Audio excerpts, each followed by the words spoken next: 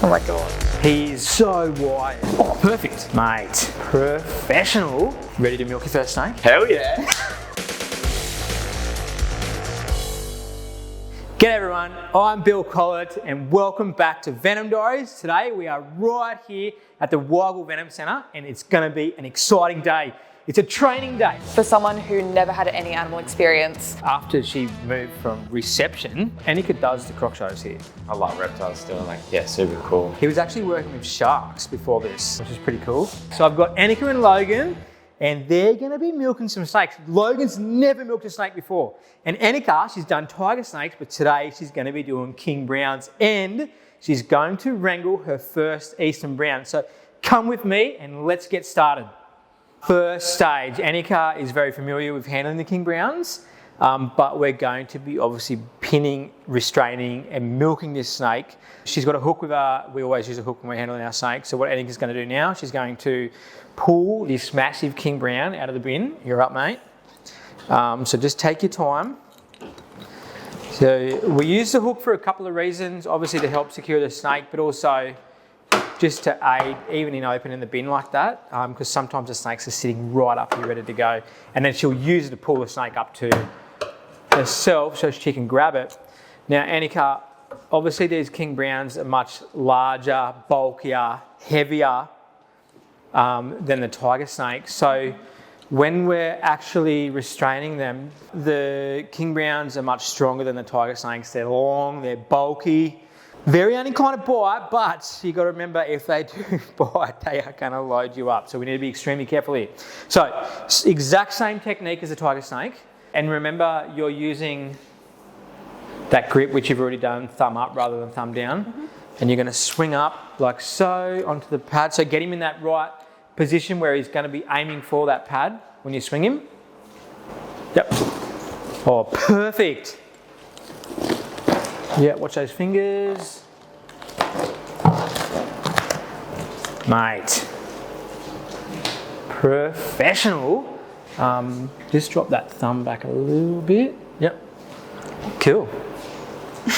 How good? How do you feel? Good. Yeah, so, because they're so strong, I normally end up pinning between my legs like this and I hold them like that.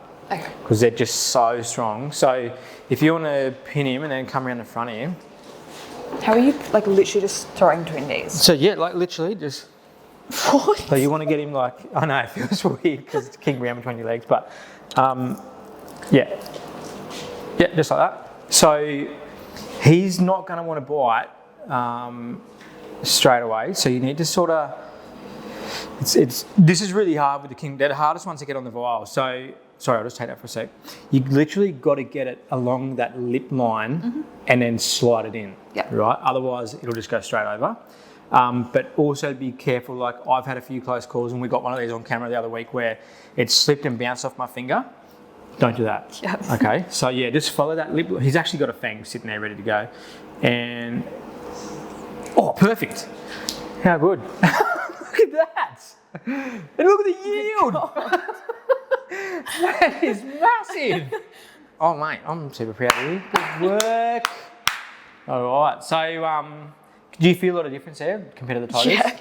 So strong. So strong. And then, but yeah, now you got the challenging part of getting him off because they just never want to let go. He doesn't feel like he's going to let go there. No, he's just on autopilot. So now what I do is I just grab the tail with this hand. Leaves the vial? Yeah, he'll just hold on to it. Okay. And then once you got the towel, grab the vial again. Go to his enclosure, I'll open it up for you. Thank you. And so you're going to try and place his whole body in there. And then first you're going to let go of his tail, holding on to the venom vial. And then you're going to let go of the head and start moving out this way. Back in, mister. Hey, that was good. That was just instant, compared to the tigers as well, that's insane. It's wild. And so just like the others, straight in the freezer. Cool. How do you feel? Good. Good? So nervous. Good. That was like textbook, all right? How long have you been in now? 2.5 years. 2.5? Yeah. What was, after she moved from reception, What was the first snake you handled in reptile, like non-venomous? Stimson's python. Stimson python? Yeah. So that's like one of Australia's smallest pythons. They're cute as and non-dangerous. And then, like, how did you progress? Like, because you started in there as a casual reptile keeper, and then how long were you in there before you went full time? 3 months? 4 months, yeah. 4 months, yeah. And then, so obviously, like, the level of animals you started working with really started to escalate quickly. You know, from tiny little pythons to the world's biggest snakes, like reticulated pythons and green anacondas. Yep. Just take us back a bit there. How did you feel when you started, you know, climbing those steps and working with new species? So rewarding, so nerve-wracking as well though, because for someone who never had any animal experience, apart from maybe seeing a koala over a fence, like to go into that is insane, but so good. Oh, great. Really rewarding. And then obviously the big fella, Elvis. Mm-hmm. How long have you been working with him now? God, close to a year now? Close to a year? Like feeding-wise, close to a year. Yeah, so Annika does the croc shows here. Like, she's milking tiger snakes and king browns, about to handle brown snakes, and she wrangles. Actually, we're catching Elvis soon as well. Stay tuned for that one. But yeah, she's sort of ticking all those boxes. So I guess for you, it's very rewarding. It's very exciting. Mm-hmm. Now, Logan, he's come in and he's actually working on tiger snakes at the moment. He has no idea what he's about to do. Ready to milk your first snake? Hell yeah. I knew you'd be excited. Okay, so a bit about Logan. You have seen him on the channel a little bit. He's been in the Venom program now for like 6 months. Yeah, something like that. About 6 months. He started at the park about 9 months ago. Yeah. He was actually working with sharks before this, which is pretty cool. And so we got him in. He did a little bit in reptiles. How'd you find that? I love reptiles still. Like, yeah, super cool. Working with different types of animals. Yeah, so we sort of threw him in the deep end a bit. He's got a good, strong, mature head on him. We brought him over to the Venom program. We gave him a couple of tiger snakes to handle. Yeah. And how was that the first time? Loved it. I was thrilled after it. I couldn't stop thinking about it. And now he's obsessed. All right. So currently you're signed off on handling tigers, death adders, king browns. Yep. And now the next stage for him is milking. Yep, sure is. All right. So do you want to just lock that cage up? I want to go through a couple of things with him first before we actually... I'm going to restrain a snake for you, and I'm just going to show you like the grip you want to use, where your fingers want to be, all that sort of stuff, because there is a fair bit involved. And obviously, it's extremely dangerous. There's no room for error. Is this the career you see yourself doing in the next 10, 20 years? Yes. Yeah, I want to do this for the rest of my life. Okay. Music to my ears, all right? The restraint process is pretty basic, but there is techniques to it because obviously we reduce the chance of getting bitten. Yeah. All right, so show us this snake hook. What happens is, like, you imagine this is a snake, you land it on here because you literally turn it on and it goes to there, and you've already got this in your hand. This is literally, I know you're familiar with this now, but so this is his head, you know, we've got him there, and we slide it along like that, and your 3 fingers, so your thumb, your index finger, and your naughty finger, are like this, boom, boom, boom, boom, boom, till we get to the back of the head, and we restrain. And your thumb and your naughty finger are literally feeling for the back of the jawbones, and your index finger is feeling the centre of the back of the skull there. Okay. All right? And then you pull them up like this. You then get control of the tail, because they can thrash around and stuff, and then you also want to block that vent, especially in a tiger snake, because they'll just throw a big turd over you. Got them like so, secure them, and then when it comes to milking, this is the easiest part. Like, literally, you get the snake, you put his lip line on the glass there, and he bites on. You'll be extremely excited, but try and control yourself. Yeah. I remember the first time I did this, and it was like, ugh. And then off. Yeah. You're still holding the head. Yep. Glass down, you got the tail. We walk the snake all the way to the back of the enclosure. Tail in first, head, and as he pulls away, pull your hand out. Close the door, boom, milk the snake. Sweet. It's the 5th most venomous snake on the planet, so it's very, very dangerous, but I'm super excited. Let's do it. Grab number 3. This one here.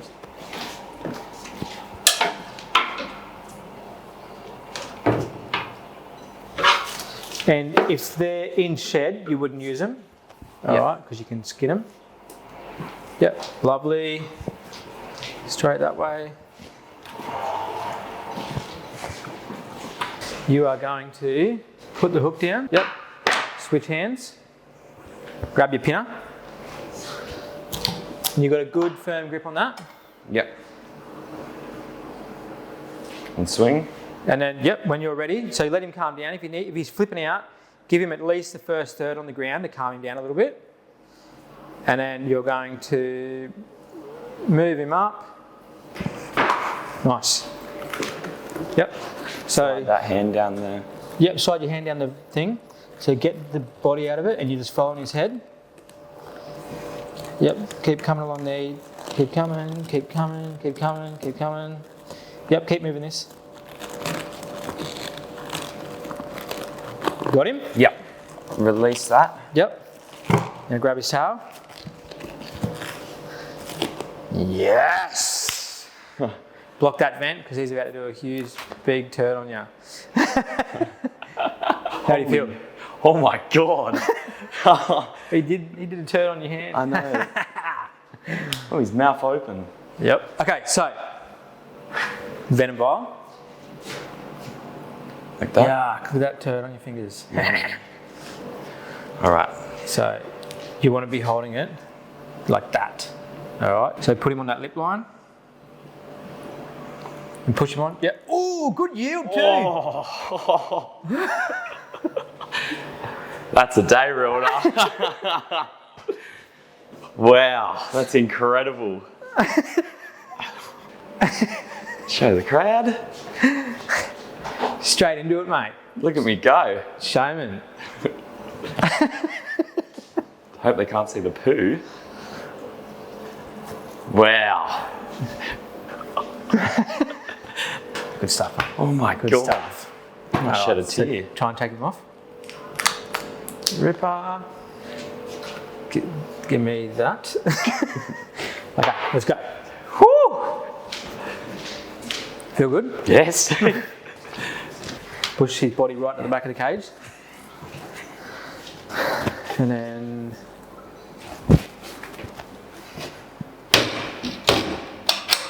yes. Yes. How do you feel? Oh my God, I'm shaking. That was incredible. You are funny. It's a bit of poo there though. It's a souvenir. Be Bit of a first trophy. Bit of a trophy. When you started here 9 months ago, did you think you'd be doing this now? It was always the goal, Yeah. but I didn't think this soon. Yeah.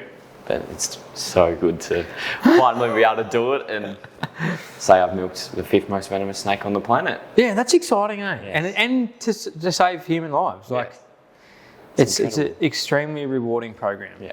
Yeah, so, well, yeah, I'm very proud of Logan. Like, he'd come in here with no experience with venomous snakes, and 6 months later, he's handling tiger snakes, death adders, king browns, and now he's just built his first tiger snake. So, it's really good. Good work. Incredible. Thank you. Now, Annika, all our different snakes here, if they've got nothing on them like that, they're generally a pretty quiet snake. If they've got a caution on there, bit jumpy. If they've got a high caution, even more jumpy. If they've got extreme caution, they are hardcore. So I'm going to show you an in-between, right? A high caution. Yep. You're not going to hold a high caution straight up. As they start their training with these new species, they start with the quieter ones and work their way to the real jumpy stuff. So I'll show us an in-between, all right? This snake can be fairly explosive, very reactive. You are a very calm person, but you need to, like, my biggest problem is I'm not a calm person. I'm just so excited. I'm bouncing around the room constantly. But when I'm with these snakes, I've got very slow movements. I'm very calm. I'm very focused. And you'll see why in a second with this snake. Like, look, I haven't even really touched him yet. All right, so he's just so wired. So I just pull him out, very calm. Try and stay calm when they explode a little bit, like he is. The brown snakes, they just react to movement. That's all it is. Like, I move my foot like that. All he's doing is just trying to intimidate me. So I move on. You know, if he's thinking he's in the wild somewhere and there's a potential predator. That's it. Now, I prefer with a brown snake this size, thumb down. You might prefer thumb up. Yep. When you're moving them around, because you know you're going to be going from enclosures to holding bins and so on for cleaning, Again, just see every time I take a step, he's reacting. Really calm, quiet movements. Yep. All right. Never take your eyes off his head. You're constantly looking. You need to be one step ahead of him. If you feel like he's about to explode, move him like that. Yep. Okay, before he can do it. And always remember, if you need to drop the hook for whatever reason, you just see he picked up on that straight away. Yeah. You just flick your wrist, spin him, put him off balance, and then keep going. Okay. All right. Now, a lot of the time too, when you put these snakes back in, they're so defensive. Like, they just do that. Oh my God. They just lunge straight back out at you. All right. So, but it's just off movement. That's all it is. Okay. Yeah. So that's what I mean, like calm, slow movements. He's going to move away like that. And also remember, if you don't want to handle the snake, you don't handle it. Yeah. All right.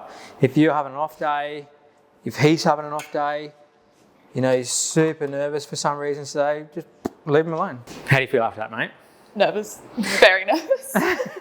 You need to fear these snakes. If you don't fear these snakes, then you shouldn't be working with them. Like, a healthy respect is needed. She's got that. You know, the people that come in here and they're like, oh yeah, I'm ready to handle taipans and brown snake, they are the last people you want in this building. Break that respect and you can end up in a really bad place. This one's really quiet for a brown snake, so we'll start with that one as your first, and if everything goes smooth, we'll go to this one here, okay? Yep. Good? Yep. So I'll be behind you here. If at any stage you feel uncomfortable, just drop the snake. I imagine that one will come out pretty quiet, pretty cruisy, might be a little bit alert. And he's a smaller snake too, so yeah. And then that one's pretty big, very dark, but again, it's like cage defensive, but then when you get it out here, it's like, oh, hey, how you going? Okay. All right, so let's go number 3 first. Yep. And just, as always, never put any part of you in the enclosure. You got your hook for a reason.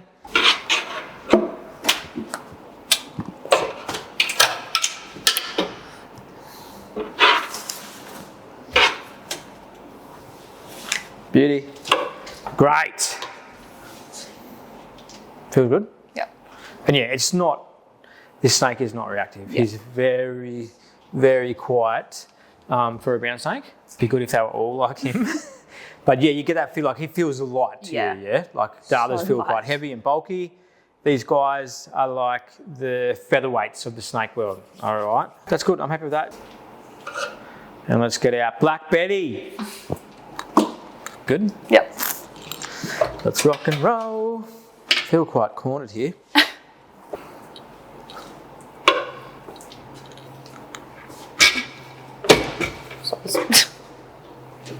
Nice. Nice looking snake, eh, that one? Yeah. Beautiful. Real nice orange spots on its belly. Really dark on top. Isn't it wild how dark these, you know, brown snakes can be? But yeah, this one will keep moving. It's very alert. See how it's flicking its tongue heaps? Yeah. So, but you need to be mindful that this snake could literally just explode out of nowhere. Yeah. All right? I have had him do that a few times, like where he's been really quiet like this and then he's just, boom, had a strike for no reason. Everything you're doing is perfect. The hook helps us control the snake closer to, I guess, the head, and we can direct it as we want. We can pull the snake out of the enclosure, as you've seen a million times with the videos here. And yeah, you'll see every now and then we'll just drop the hook out and rehook it like Annika's doing at the moment. Like a snake like this is, even though it's not trying to bite her, or it's not acting defensive or anything, it's just constantly moving, and it is challenging, but it's also really good learning for Annika to get that control. Okay, Ripper, back in. This one is one of those snakes that doesn't, like, you put it in and it just comes straight back out. All right, so you've got to, of course, it doesn't do that when you do it. Normally every time I do that, it just comes flying back out. It was great, really good. Thank you. High five. Good training session. So we do stuff like this weekly. Annika and all this, the staff here constantly undergoing training and refreshes and stuff. So yeah, good. So you've got what now? Paperwork. Catch up. Yep. And training sheets for me. We record everything we do. Alrighty, so just got that tiger snake venom to put in the freezer. Right down here. actually got to process venom very soon, like in the next week or so. So we'll make sure we film some of that and we'll put it in one of the episodes. So I've got an order coming up next month for CSL for the next batch of anti-venom. All right. Anyway, that is going to be it for today's episode. Hope you liked it. It was a very fun and exciting one. The guys, Annika and Logan, they absolutely smashed it. So yeah, lots of fun. Anyway, guys, you know the drill. Like, share, subscribe, and I'll see you all for the next episode.